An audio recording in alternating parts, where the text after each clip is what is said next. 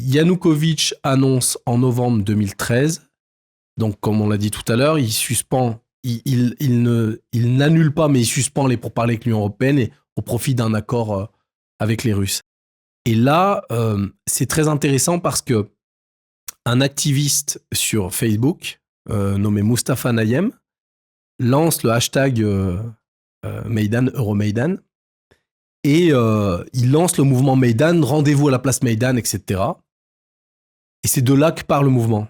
Et Mustafa Nayem, qui a ensuite eu une carrière de député, etc., qui n'est pas un activiste comme les autres. En fait, il est financé par la National Endowment for Democracy, qui est la NED, qui est une fondation états-unienne qui a été créée à l'époque de Reagan, en 1983, si ma mémoire est bonne. Parce qu'en fait, l'idée de base, c'était qu'à l'époque, avant 83, la CIA soutenait clandestinement des médias d'opposition, des opposants politiques, etc., pour déstabiliser des pays et installer des dirigeants qui étaient plus favorables aux États-Unis, mais ils le faisaient en sous-main, avec des budgets pas très propres, notamment depuis depuis les années 40. On a l'exemple de 48 en Italie, c'était des budgets... Il y avait du narcotrafic dans les années 50 aussi par rapport au KMT en Birmanie, etc., dans le sud-est asiatique. Les fonds étaient vraiment... il y avait, des fonds du trafic de drogue international qui étaient recyclés dans le financement de la CIA à cette époque. Okay. Alors, je suis pas un spécialiste de la question, mais j'ai traduit un livre sur ce sujet de Peter Dale Scott qui s'appelle « La machine de guerre américaine », qui le décrit très bien et à mon avis bien mieux que moi. Donc, en fait, les États-Unis se disent que ce qu'ils faisaient clandestinement, ils vont le faire ouvertement. Ils créent une fondation pour distribuer des bourses à des opposants politiques, pour promouvoir la démocratie. Ouais. Donc, en fait, ce que je veux dire par là, c'est que le mouvement Maïdan n'est pas un complot des États-Unis à travers Mustafa Nayem. Parce que Mustafa Nayem, c'est quelqu'un qui... Enfin, moi, j'ai suivi un peu la suite de sa carrière. C'est pas un nationaliste ou un fanatique ou autre. C'est un démocrate... qui est favorable au marché, qui est favorable... C'est un militant pro-occidental et ça peut se comprendre après des décennies de communisme. Bien sûr. Et avec des relations compliquées avec la Russie, qu'il y ait des personnes qui veulent évidemment se rapprocher de l'Occident. Il y a des gens qui sont sincères. Et là, là-dessus, moi, j'ai aucun problème, je suis d'accord. Hein. Mais mine de rien, il y a un certain nombre d'agents d'influence parce que s'ils sont stipendiés et encadrés par les États-Unis, c'est qu'ils font de l'influence. Sans forcément s'en rendre compte. En gros, leur but, c'est quand même de faire tomber Yanukovych, alors peut-être par les urnes ou par la... Oui, mais les militants, je veux dire, il y a énormément même des thèmes de la gauche française qui sont directement issus des universités américaines et qui, en fait, passent par des courroies de transmission, financé par l'UNCED, le truc qui a définancé Donald Trump, servait notamment à ça. Et c'est de l'influence... du soft power. Mais c'est normal. Il y a aucun... Beaucoup d'États font ça au final. Voilà, c'est tout à fait... Sauf qu'on a tendance à beaucoup focaliser dans les médias sur quand ce sont les Russes qui le font. Oui. Un peu moins quand ce sont notamment les États-Unis. Mais c'est bien de rappeler, moi ça je suis d'accord, c'est toujours bien de rappeler que les États-Unis le font beaucoup. Exactement. Et donc ils le faisaient en Ukraine, ils ont financé notamment le média de ce monsieur-là. Ouais, Omstrak TV. Mais encore une fois... Nous, on est financé par personne. On n'a aucune thune. D'ailleurs, si vous voulez vous abonner, n'hésitez pas. Encore une fois, pour moi, les protestations étaient légitimes, tout comme les manifestations en France le seraient, de l'opposition, aucun problème. Sauf que l'ennui au sein du mouvement Maïdan, c'est qu'on a eu tendance à le présenter de façon complètement édulcorée dans les médias occidentaux, alors qu'il y avait d'authentiques démocrates comme Mustafa Nayem ou d'autres... Sergei Leschenko notamment, qui était aussi financé, il faisait une bourse à la NED à l'époque et il est revenu en Ukraine quand il y a eu le Maïdan. Mais je veux dire, ces gens ont par la suite, lorsqu'ils sont devenus députés, ils ont combattu la corruption, ils ont critiqué l'extrême droite influente dans les affaires politiques ukrainiennes. Donc, encore une fois, il n'y a pas de grand complot derrière. Sauf qu'à partir de décembre 2013, le mouvement commence à être violent. Mais il est violent. Il dure combien de temps ce mouvement ? Le mouvement Maïdan, je crois qu'il est lancé le 21 novembre 2013. Ok. Et Yanukovych fuit l'Ukraine le 22 février 2014. Donc, donc ça allait très vite. C'est allé très vite. Ça prend 4 mois. C'est allé très vite avec dès début décembre, au moment même où le mouvement devient violent, on a cette fameuse Victoria Nuland dont je parlais tout à l'heure, qui, aux côtés de l'ambassadeur des États-Unis à Kiev, qui était Geoffrey Piat, et notamment du sénateur McCain, vont soutenir publiquement les manifestants du Maïdan. Et alors, il y a 3... Donc ça, c'est des Américains, en gros. Voilà, les États-Unis font de l'ingérence ouverte en faveur de l'opposition. Ça ferait bizarre si, par exemple, pendant les Gilets jaunes, des diplomates russes étaient venus soutenir les Gilets jaunes, leur apporter les merguez ça ferait bizarre, sur les ronds-points, etc. C'est un bon point. En fait, là où je veux simplement cadrer le truc, c'est-à-dire que c'est bien de le rappeler pour montrer que les États-Unis suivaient ça de près et montrer qu'ils ont été proches de cette histoire et on va dérouler la chaîne des événements et qu'ils ont toujours été dans le coup. Ouais. Donc c'est bien de le rappeler. Après qu'ils aient fait ça, dans un jeu de puissance et d'influence, les puissants font ça. Je veux dire, la Russie se gêne pas pour déstabiliser des élections. Les Chinois apparemment font pas ça du tout. Apparemment, ils se contentent de nous rendre idiots avec TikTok, mais bon, c'est une bonne stratégie aussi. Et les Français ont fait ça en Afrique des dizaines de fois. Je suis complètement les Américains ont fait ça en Amérique du Sud et partout. Donc, les Américains le font une nouvelle fois en Ukraine, ouvertement, en disant, nous, on est pour la révolution, en gros. Voilà, et donc pour donner un, je dirais, pas un cadre, mais pour personnifier un petit peu cette révolution, on a 3 représentants de parti. Le plus connu à l'époque, c'est le dirigeant d'un parti qui s'appelle Notre Patrie, qui est le parti de Yulia Tymoshenko. Je ne sais pas si les auditeurs s'en rappellent, mais c'est une dame qui a des nattes blondes tressées, qui était derrière la révolution de couleur de 2004, dont j'ai oublié de parler tout à l'heure, mais il y a tellement d'éléments dans la chronologie que, à l'époque de George W. Bush, Yulia Tymoshenko et les membres de son parti sont en pointe dans la révolution, ce qu'on appelle la révolution orange, qui vise à renverser le président élu à l'époque. Et Yulia Tymoshenko ensuite devient première ministre. Elle échoue. En 2005. Cette révolution orange échoue. Voilà, en fait, elle devient première ministre l'année suivante, mais il faut savoir qu'ensuite, il y a la politique ukrainienne est d'une complexité sans nom parce qu'il y a des alliances entre partis qui se défont avec des accusations mutuelles de corruption. C'est extrêmement complexe. Et simplement, Yulia Tymoshenko et un certain nombre de ses fidèles, en fait, sont vraiment au cœur de la révolution du Maïdan. Donc, c'est Arseniy Yatsenyuk qui est l'un des... on va dire la figure médiatique du Maïdan à l'époque et du parti Notre Patrie. Et c'est quelqu'un qui est télégénique, c'est un technocrate très compétent, qui connaît bien l'économie de marché, donc c'est quelqu'un de présentable. Sauf que dans son parti, c'est un parti qui est en fait nationaliste et qui est peuplé de gens peu fréquentables, peu recommandables. Puisqu'il y a des affaires de corruption, mais pas que. Ce sont des gens qui, on est dans un ex-pays de l'Est, ce sont des gens qui ont une vision très anti-russe de la politique. Et en fait, donc, il y a le parti Notre Patrie, avec Yatsenyuk. Il y a aussi le parti de Vitali Klitschko, qui s'appelle Udar. Klitschko, c'est, tu te rappelles, pardon, cet ancien boxeur. Ouais. Qui, en fait, à l'époque, est plus soutenu par l'Allemagne, en fait. C'est le poulain de Merkel. Klitschko, donc. Okay. Klitschko, Yatsenyuk. Lui, il est plutôt pro-européen, économie libérale. Donc, c'est hétérogène comme mouvement. Et il y a les durs du parti Svoboda. Le parti Svoboda, c'est un parti qui, en 2021, le Parlement européen rend un rapport, en fait, en déconseillant à tout parti politique européen de s'allier avec Svoboda, parce qu'ils sont ouvertement néo-nazis, antisémites, etc. Ouais. Donc, ouvertement. Là, voilà. Ils en font pas mystère, quoi. Ils ont une alliance depuis plusieurs années à l'époque. Ils ont une alliance avec le parti Notre Patrie.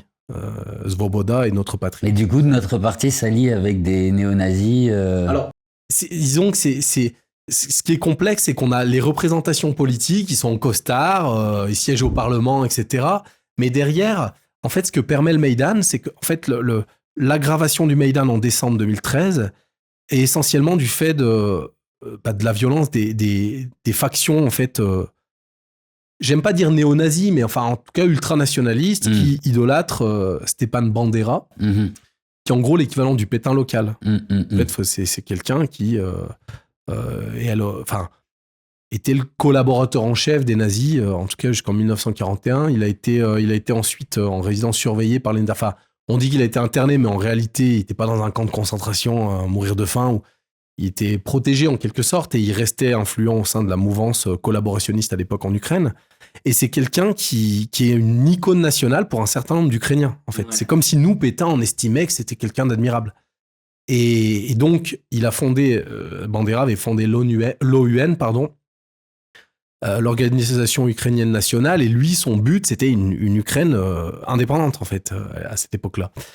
Et ces hommes se sont rendus coupables de pogroms de masse et de dizaines de milliers de morts juifs, mais effroyables. Hein. Ouais. C'était... je le cite brièvement dans mon livre, parce que mon but, c'est pas non plus trop critiquer le gouvernement ukrainien, et je veux pas tirer sur l'ambulance, hein, mais c'est pour mettre en contexte le fait que aujourd'hui, le gouvernement ukrainien n'est pas un gouvernement nazi, comme les Russes le disent, ce qui relève clairement de la propagande, mais par contre, des éléments adorateurs de Bandera et des éléments ultranationalistes ont une influence démesurée sur les affaires politiques, en particulier les affaires militaires et les services de renseignement, les services spéciaux. Oui.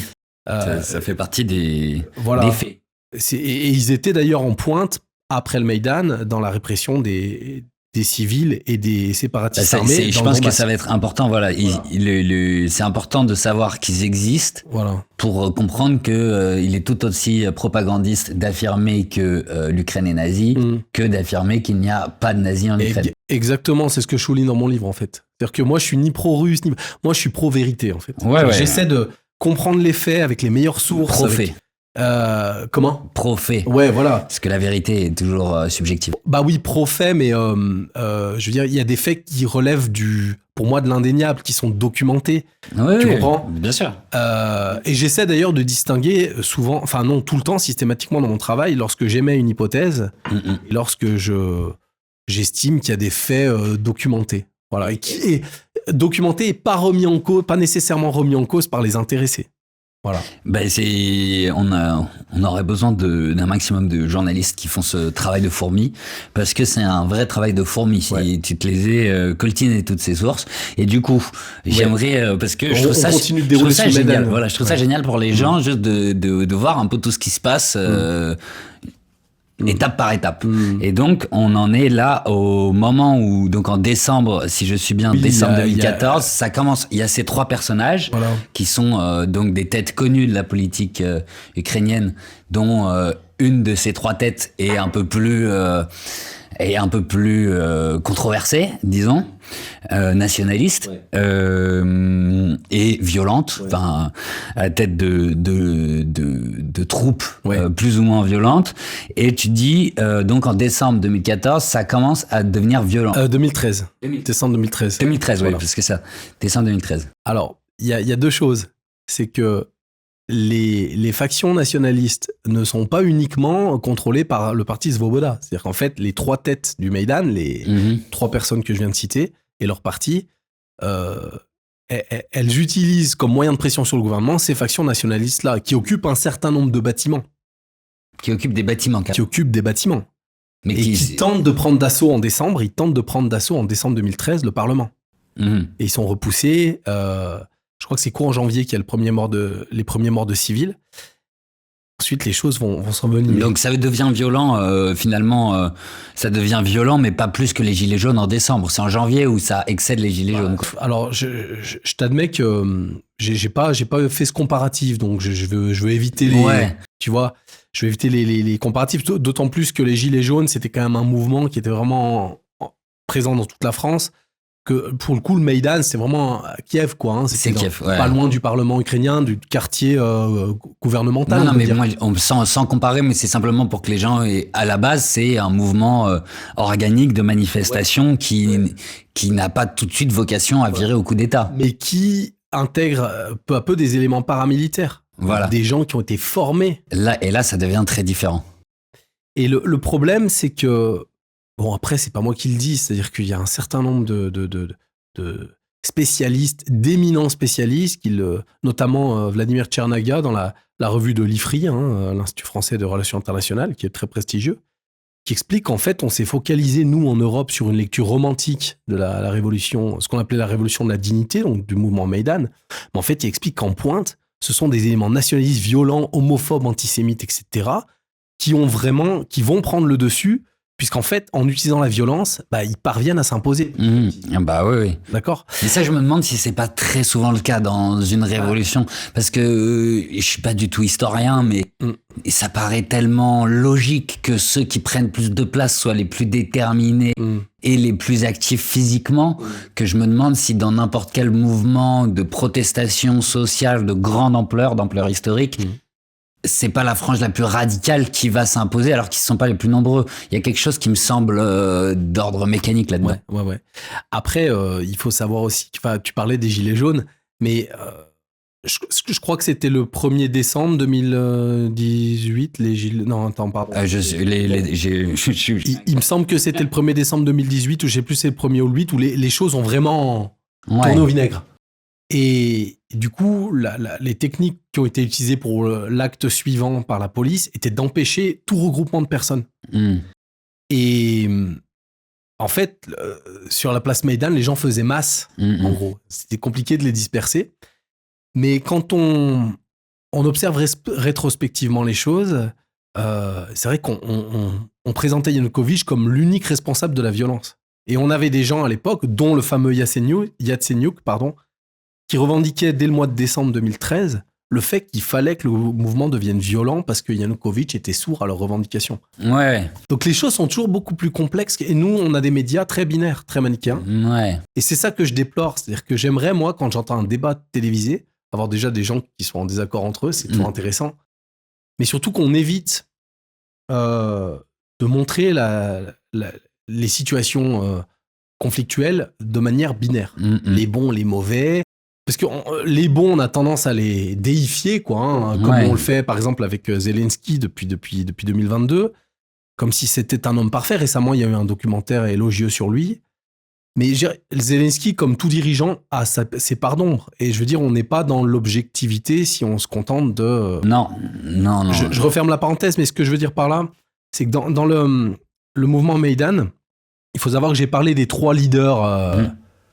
en tout cas médiatique du mouvement, donc Klitschko, Yatsenyuk et Tyanibok. Et il y a un appel entre la fameuse Victoria Nuland, qui est interceptée, avec son ambassadeur Geoffrey Piat, l'ambassadeur des États-Unis à Kiev. Et elle explique que pour remplacer... elle veut mettre comme Premier ministre, après un éventuel renversement de Yanukovych, qui est président, mais au poste de Premier ministre, elle veut placer Yatsenyuk. Ce fameux, elle l'appelle Yats. Et elle veut pas du dirigeant Svoboda, le parti antisémite. Ça peut se comprendre parce qu'en fait, il est utile dans la révolution, mais après, il vaut mieux le marginaliser puisque au niveau relations publiques, ça le fait pas, vu son passé, vu ses idées. Bon. Et Klitschko, en fait, est également, elle considère qu'il n'est pas compétent, et elle veut le mettre à l'écart. Et ce sera Yatsenyuk qui sera nommé Premier ministre juste après le renversement de Yanukovych. Et dans cet appel, elle dit « fuck EU », que l'Union européenne aille se faire foutre, sous-entendu dans le processus de transition au pouvoir. Parce que l'Union européenne, en fait, elle veut principalement Klitschko. En tout cas, par la voix de l'Allemagne, elle veut Klitschko. Mais le parti Notre Patrie, de Yatsenyuk, qui deviendra Premier ministre après le renversement de Yanukovych, c'est un parti qui, en fait, est pro-OTAN, pro-américain et très proche des États-Unis depuis la révolution orange de 2004. Donc, c'est une équipe qui est connue des néoconservateurs aux États-Unis. Donc, c'est pas neutre comme choix, en fait. Donc, ça, c'est le deuxième élément qui montre que les États-Unis étaient présents dans le coup d'État du Maïdan. De une, ils ont... exprimer leur soutien au coup d'État Maïdan, enfin pas au coup d'État mais au mouvement Maïdan, à la révolution Maïdan, et ensuite c'est l'équipe qui est arrivée au pouvoir était l'équipe qui avait leur préférence. Alors justement, faut bien distinguer ce qu'on peut appeler le mouvement Maïdan, qui est un mouvement hétérogène, où il y avait d'authentiques démocrates pro-occidentaux et des éléments nationalistes très radicaux. Puisque je veux pas... moi, je suis dans la nuance, comme tu peux le voir, donc si tu veux, je veux pas dire... Il y a les bons, les mauvais, les méchants. Ouais. C'est très complexe. Ouais. Hein. Mais il y a, à partir du 18 février 2014, il y a des tirs qui font des morts chez les civils jusqu'au 20 février 2014, mais qui proviennent pas forcément de la police. C'est-à-dire que le 20 février 2014, ce qui s'appelle le massacre du Maïdan, qui est immédiatement attribué à Yanukovych. C'est-à-dire que là, Yanukovych reçoit une pression internationale parce qu'il a fait tirer sur la foule, c'est un scandale, etc. Sauf qu'il y a un universitaire canadien et ukrainien qui s'appelle Ivan Kachanovski, qui a, à partir de 2014, enquêté sur ce qui s'était passé ce fameux 20 février 2014. Cet événement, il est primordial parce qu'en fait, il a sapé la légitimité de Yanukovych. Donc le lendemain de cette tuerie, qui a fait des dizaines de morts et des centaines de blessés, Yanukovych trouve un accord sous l'égide trouve un accord avec les trois de l'opposition ukrainienne dont je parlais tout à l'heure. Donc il y a les Russes qui sont présents, qui valident, les Allemands, les Polonais, les Français, les ministres des Affaires étrangères. Et c'est un accord qui prévoit le retrait de la police de Kiev et qui prévoit des élections anticipées, de façon à ce que il y ait une transition du pouvoir, mais qui se fasse dans la douceur.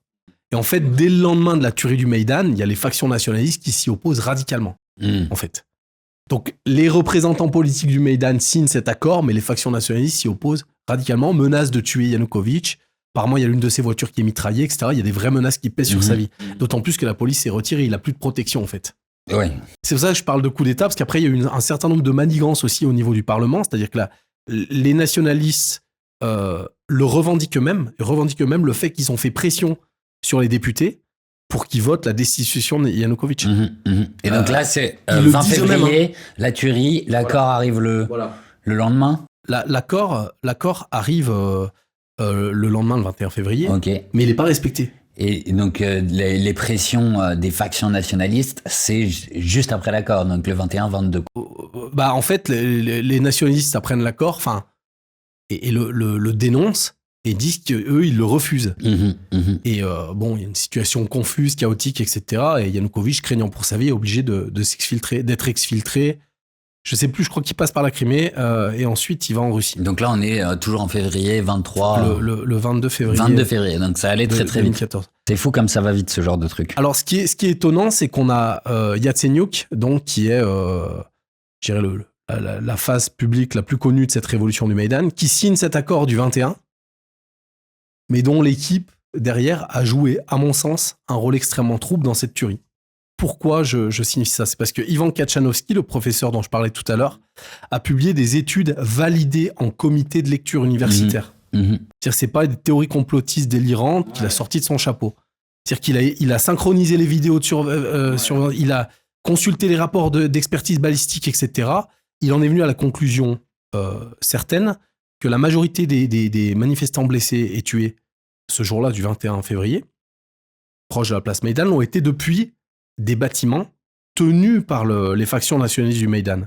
Et d'ailleurs, on a une chaîne allemande, la ZDF, je crois, qui filme l'un des commandants des unités paramilitaires du Maïdan avec des snipers aux fenêtres et de l'hôtel ukrainien à l'époque. Il y a un témoin oculaire qui était à l'époque, qui me l'a confirmé moi-même. Et il y a un certain nombre de sources et de médias mainstream à l'époque qui rapportent qu'il y avait des tirs depuis les bâtiments contrôlés par le Maïdan. Mais c'est des tirs qui manifestement visaient à la fois la foule et la police. Dans le but de créer une situation de chaos total. Ce qui est intéressant à partir de là, c'est de s'intéresser sur qui encadrait ces groupes paramilitaires. Alors, juste avant que tu nous dises qui les encadrait, un élément qui vient appuyer le fait que ces tirs les auteurs de ces tirs n'aient pas été clairement identifiés comme de la police, c'est qu'il n'y a personne qui a été poursuivi pour ces tirs. Donc déjà, au niveau balistique, il y a des rapports qui démontrent qu'en fait, les policiers étaient au sol, mais les manifestants avaient été tués sur les flancs ou dans le dos depuis des directions abruptes. Ouais. Donc ça, c'est indéniable, en fait. Oui. Alors, il y a eu tout un tas de falsifications de rapports, etc. Et en fait, il y a personne qui a été condamné, en fait, pour ces tueries. Il y a eu un procès, une enquête qui a pris des années, Et Zelensky, quand il arrive au pouvoir en 2019, reconnaît que c'est l'affaire la plus complexe et la plus sensible en Ukraine. Et donc, il y a une journaliste israélienne qui a publié un documentaire en 2018. Je crois qu'il s'appelle Les illusions du Maïdan. Et sous-titré en plusieurs langues, qui est très intéressant. Où elle a enquêté sur le terrain en interrogeant les principaux opérateurs du Maïdan, les encadreurs, les tacticiens au sol, pas les politiciens qui serrent la main devant les caméras, qui négocient. Les gens sur le terrain. Et parmi eux, elle interroge un certain Sergueï Pachinsky, qui est totalement inconnu, ou quasiment inconnu en Occident, en tout cas en France. Moi, j'en avais jamais entendu parler avant d'enquêter sur ce livre. Pour ce livre, pardon. Et elle interroge Sergueï Pachinsky en lui demandant ce qu'elle pense des accusations, parce que cet homme est accusé d'être responsable des commandos des unités de snipers qui ont tiré depuis les bâtiments du Maïdan. Parce que c'est indéniable, ils ont été filmés, etc. C'est indéniable qu'il y avait des tireurs depuis ces bâtiments. C'est-à-dire, c'est pas complotiste, c'est documenté. D'accord ? Et en fait, il y a des Géorgiens, un certain nombre de Géorgiens qui, je crois que c'était en 2000, je sais plus quelle année, mais avant 2018, avaient accusé Sergueï Pachinsky et d'autres d'être les encadreurs et il parle d'eux et il dit: quant à ces Géorgiens là qui m'accusent d'être derrière eux, je vais et face caméra, il le dit face caméra. Et j'ai fait authentifier la traduction par 2 Ukrainiens. J'ai voulu faire du zèle pour être vraiment sûr qu'il avait bien dit ça. Il dit ça. En gros, je cite pas textuellement, mais il dit: et ces Géorgiens là qui disent que j'aurais fait tirer sur la foule, mes amis dans leur pays m'ont dit qu'on allait s'occuper d'eux. Voilà. Et il dit à la journaliste, il la regarde comme ça, les yeux grands ouverts, et il lui dit: et il se peut qu'après on s'occupe de vous. Parce que mes amis israéliens ici à Kiev m'ont dit que dans votre pays, ils pouvaient tailler en pièces n'importe qui. Et on voit la journaliste qui se recule comme ça. Bon. Et elle interroge, Pachinsky était connu comme étant, sur le terrain, comme étant le principal encadreur avec Andrei Parubi, qui était le cofondateur de Svoboda, le parti néo-nazi. En 1991, il avait fondé Svoboda avec Tianibok. Mais ensuite, il avait rejoint le parti de Pachinsky, de Timoshenko, le parti Notre Patrie. Proche des États-Unis. Voilà, exactement. Et il avait été brièvement, d'ailleurs, après la révolution orange, il a été directeur des renseignements ukrainiens à l'époque, proche des États-Unis également. Et Andrei Parubi, c'était le responsable des unités paramilitaires du Maïdan, en fait. Et il avait Sergueï Pachinsky avec lui. Et cet homme en fait, il a comme habitude de menacer les opposants et de le faire, mais en toute décontraction. Il le fait, mais sans aucune espèce d'inhibition. Bon, c'est quelqu'un qui a une conception de la démocratie qui n'est pas la mienne, en tout cas pour le coup.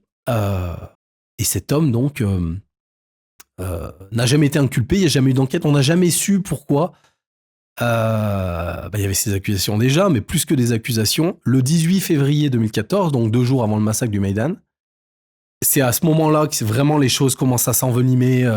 Il y a des tirs, il y a vraiment, là, c'est vraiment tendu, on sent qu'il se passe quelque chose.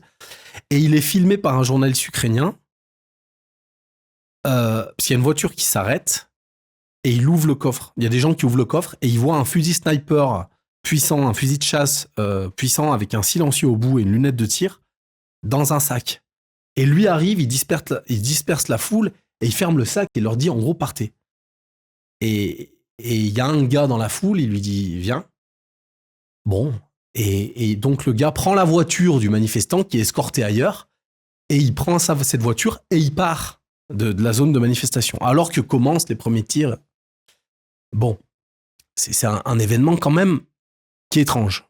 On découvre par la suite, grâce à un journaliste ukrainien, que l'homme qui a exfiltré cette voiture, c'est Yuri Sobolta, qui est en fait un très proche d'Arsen Avakov, lui-même ami intime de Sergei Pachinski.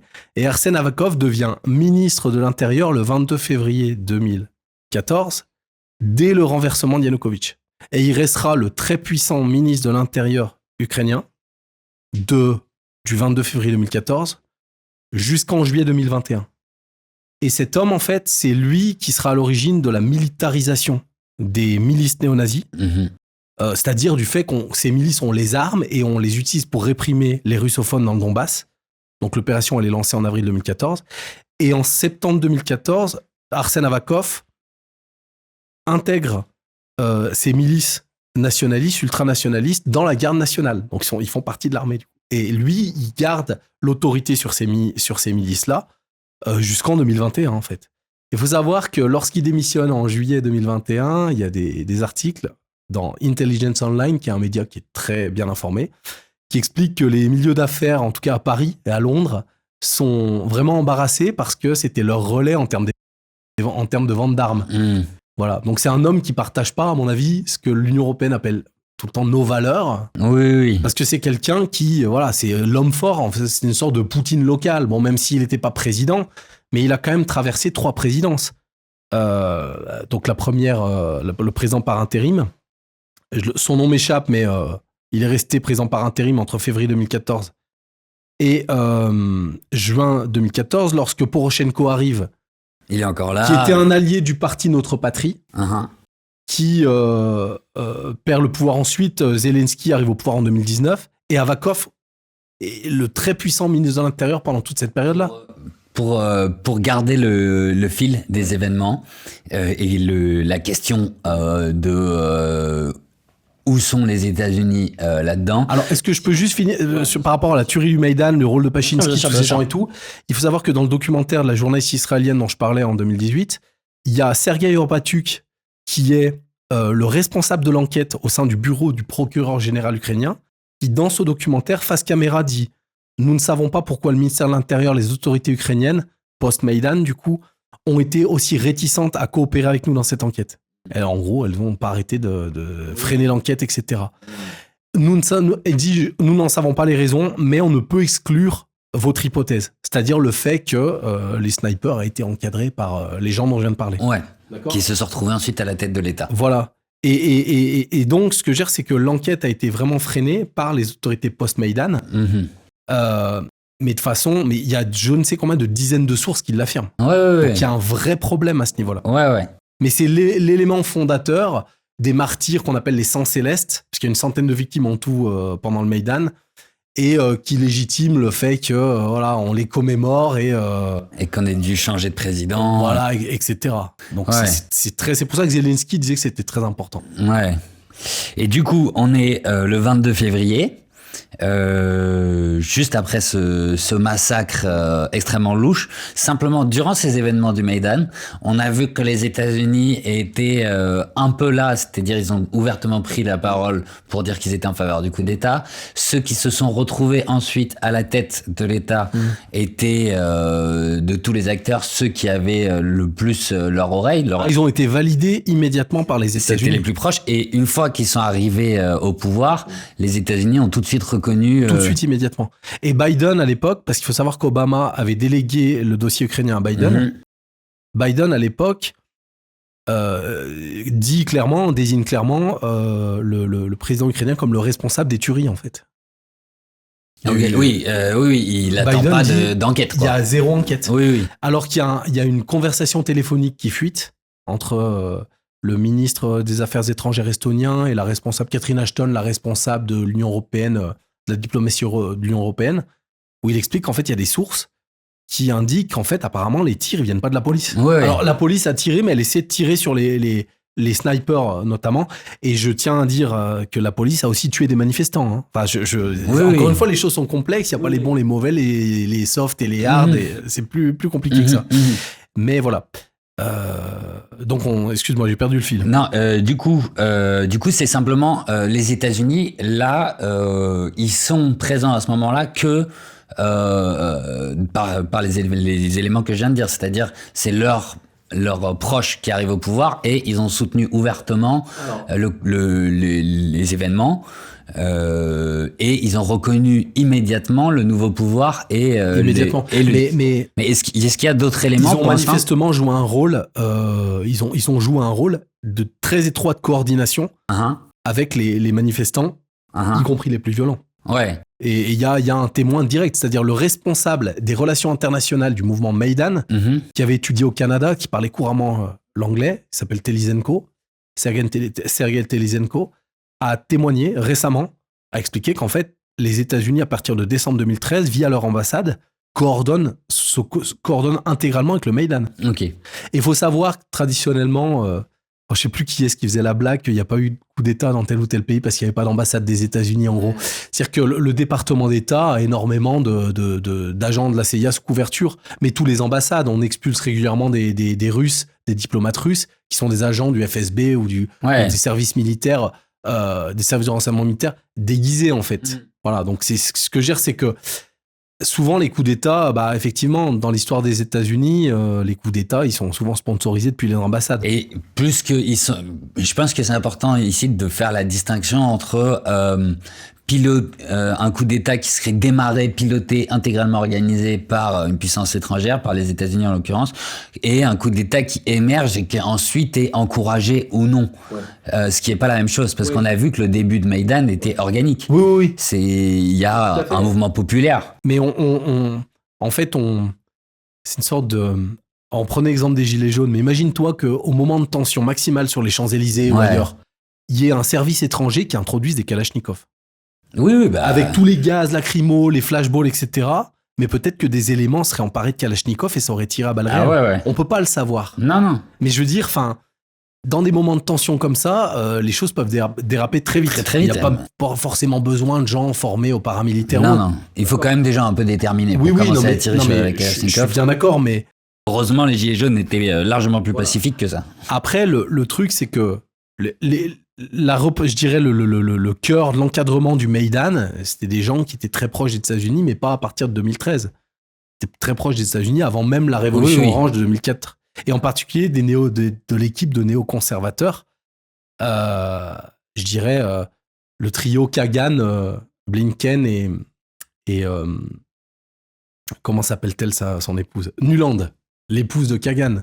C'est des personnes qui reviennent systématiquement dans l'affaire ukrainienne jusqu'à récemment pendant l'administration Biden.